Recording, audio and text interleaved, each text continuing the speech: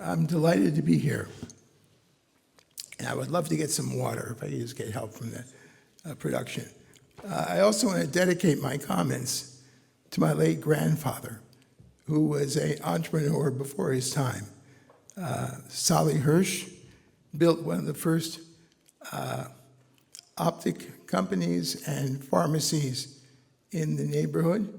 He also had a very, very well-known candy factory in the 1930s called Hirsch & Sons, and had about 14 delivery cars and provided sweets to the children of the Frankfurt area, headquartered in Bad Homburg.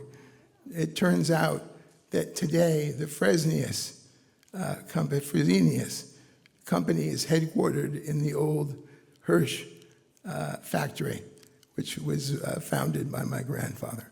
So my grandfather would be very, very touched by me being here today and devoting these comments to him, to our German roots, and to our eternal friendship with a free and positive Germany and Israel.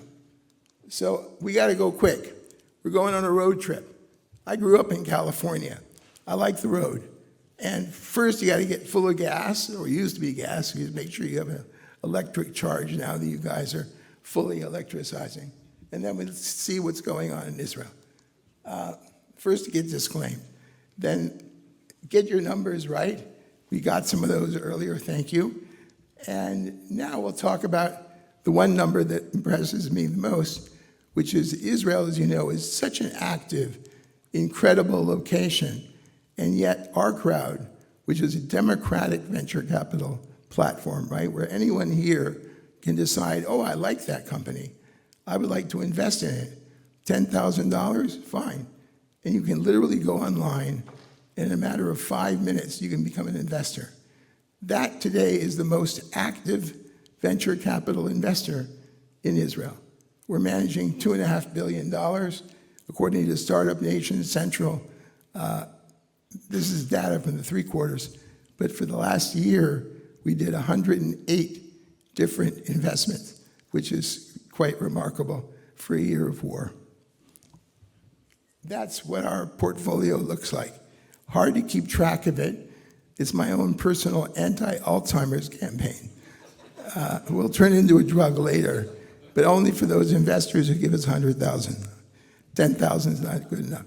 But in any event, this is a portfolio which spans every area of Israel's activity. And when you get involved with Israeli startups, one of the things which really blows your mind is how many different sectors. Like, how does it work this way? Okay, we get the fact that cybersecurity is our specialty de la maison. You know, we are chefs in cyber. We're pretty darn good in defense tech too, as you've noticed. We sleep at night, mostly, okay, because we know that the Iron Dome is protecting us, and soon by you guys with the Arrow.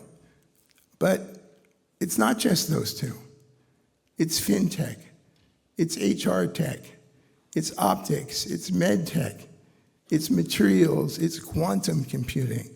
You just go on and on and on, and it's almost impossible to find a major area which is not being driven by Israeli startups.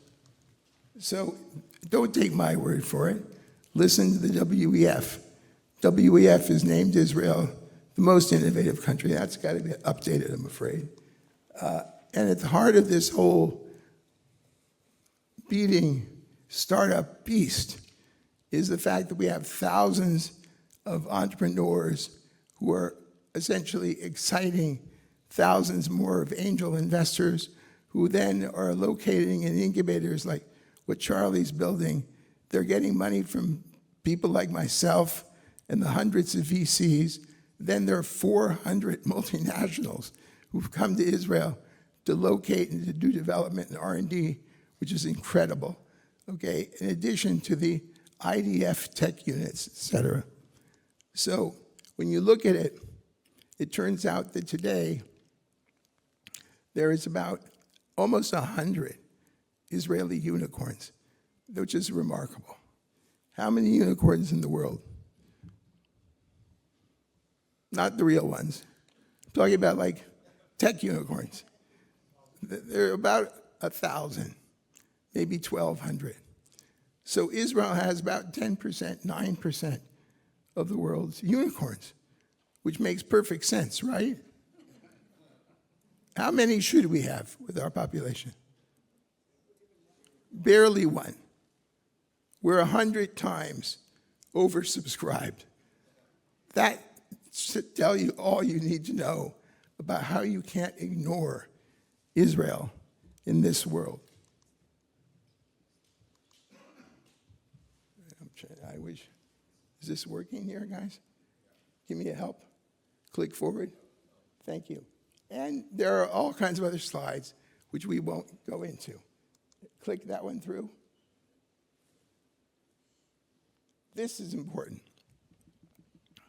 It turns out that building a startup is a lot harder than it used to be, especially as you move to deep tech. And don't believe that everybody can pull a whiz. Okay, whiz was amazing.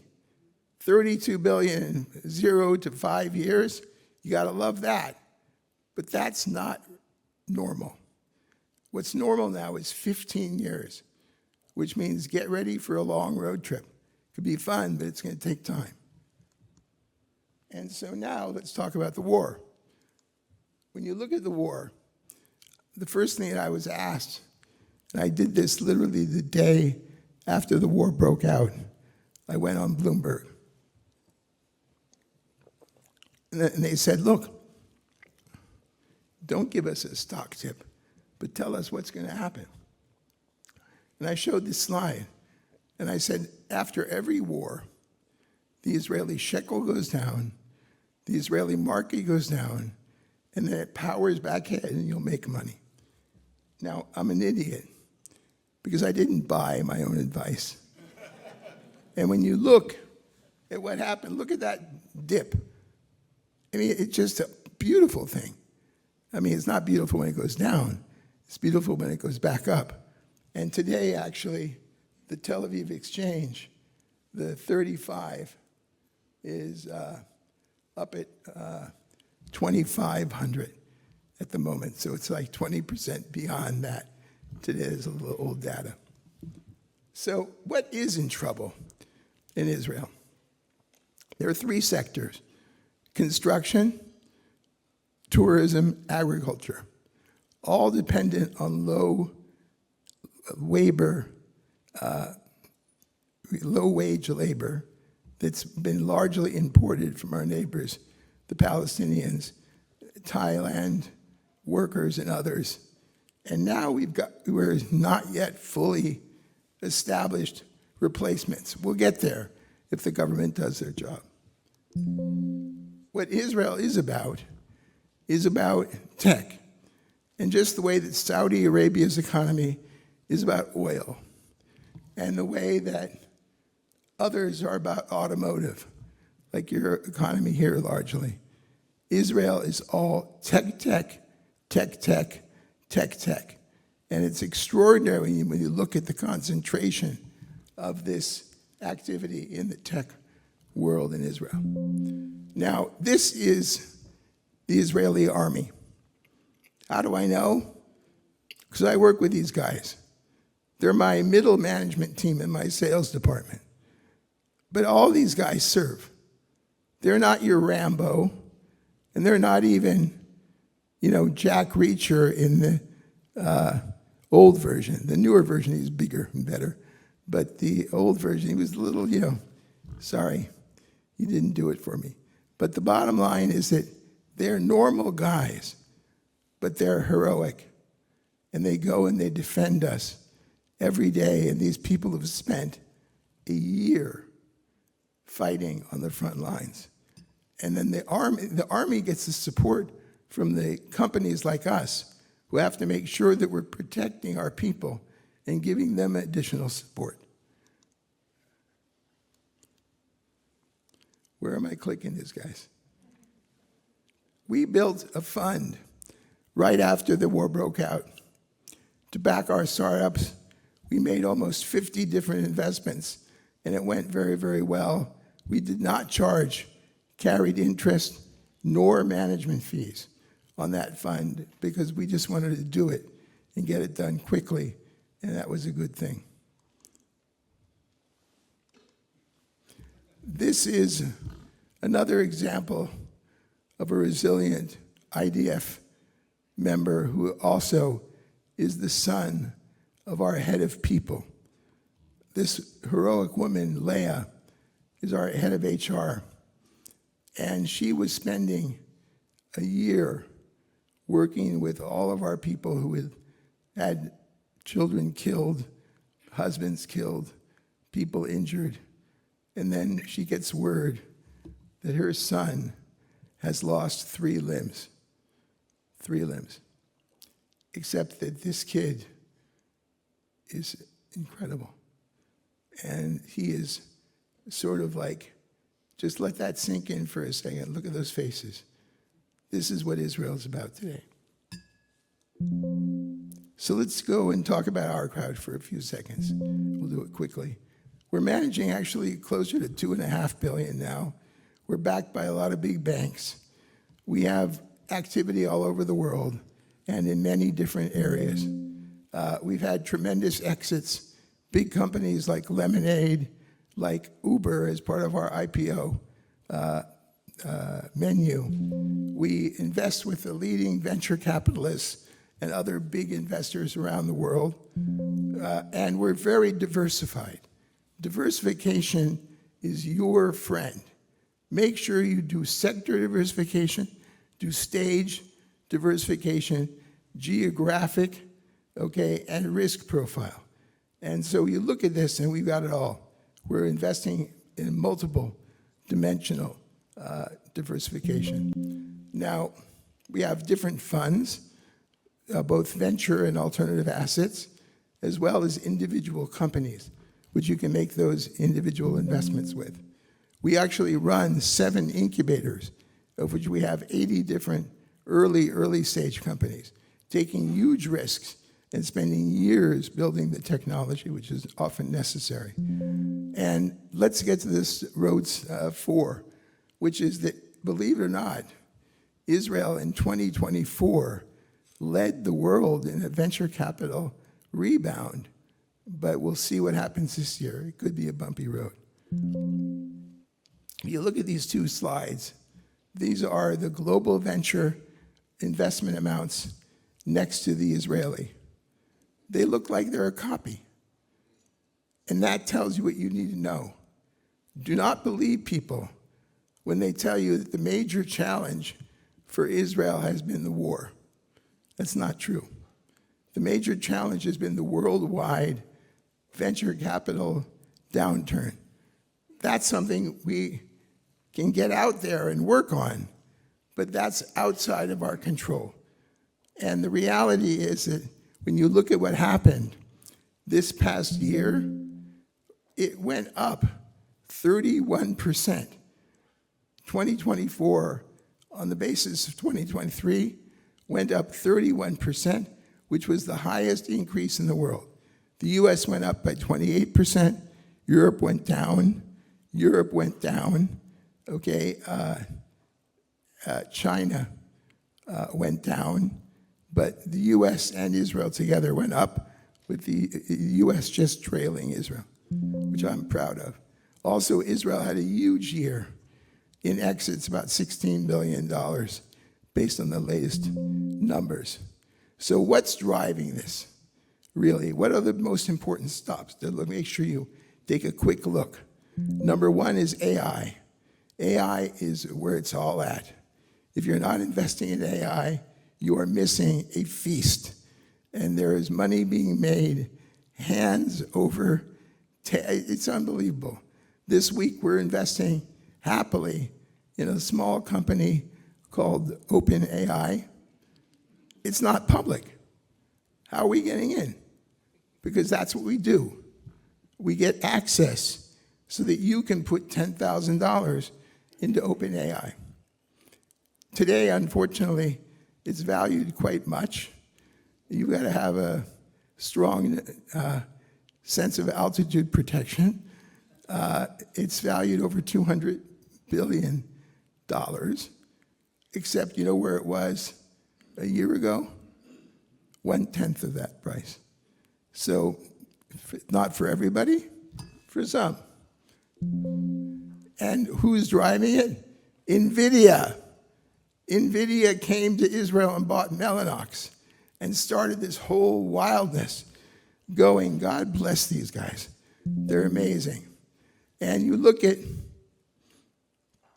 they're doing like literally the world's leading technology for AI acceleration out of Israel. And this, you haven't really read about this one. This is Ilya Sutskever, who was Sam Altman's partner at OpenAI. He's built a new company called Safe Superintelligence. 10 employees, a business plan, and a $5 billion valuation based in Tel Aviv and Palo Alto. That's pretty good per employee, last I checked. Except that that wasn't good enough, because last 2 weeks ago, the same startup got a few more employees, and now it's worth $30 billion. Now your question to me is, how come you're not getting me this one? We're working on it. So Israel is being ranked up at the top of most of the countries in terms of access to the next generation of AI. And Sam Altman says nice things about us. And OurCrowd is doing really very well. We are the #1 AI investor in Israel. We have over 100 different investments. And globally, we're number 15, right beyond Andreessen Horowitz. Now, you can see some of the people we invest with in our companies. And we're very happy to have this portfolio, our own subsidiary in Abu Dhabi, and a bunch of recent cool investments in AI companies. So number 6, get ready for quantum, because this is faster yet. Buckle up. And if you look at our company, Quantum Machines, they just announced a couple of days ago that they are raising money at $170 million amount at a valuation of $690 million. And that's Israeli blue and white in the world of quantum orchestration. Now, stop 7. Each company has its own road trip. So when you get to Israel, you got to choose a few that you want to go on a trip with them. And they can be all kinds of different companies that are in. This is AI for cosmetics. Current value, $2.5 billion. This is not Israeli, it's American, but it's precision AI on NASDAQ. And we invest, obviously, both in Israel and overseas, too. This is a data company. This is one of my favorite companies. These guys are bringing back the woolly mammoth. That old beast, we're going to see it again, God willing. And it just went from $2 billion a few months ago to $10 billion. That's one expensive piece of wool. Don't tell the Icelandic or Trump will want to buy them. And these are numbers which we'll someday go through later. These are our own AI. I want to mention this one company called Zutacore, which does cooling, which is a big, big thing for AI data centers. So we got to move faster. I'd have no time for all these. Time is the most important KPI. Time. Number 8, cybersecurity, the gift that keeps giving. What a wonderful gift that's been. And again, this whiz, I don't need to mention, more than $32 billion. I love it. And it's very, very big. Defense tech, big. And the cyber exits are amazing. It's like of all the exits going on in the world of cyber, the majority are Israeli. So I'm not sure we're going to make it through the rest of this road trip. Often road trips have to change itinerary in the middle because I promised I would stay on time and not screw up your schedule. I love this company because this symbolizes it's a quantum security company to protect secure data, which is really a big part of what we're about. It took 7 years to incubate. It's now worth $100 million and selling to all the hyperscalers. You will hear about this company. Come see me in 3 years and then hopefully with a smile on your face. It was a pleasure talking to you. Thank you very much.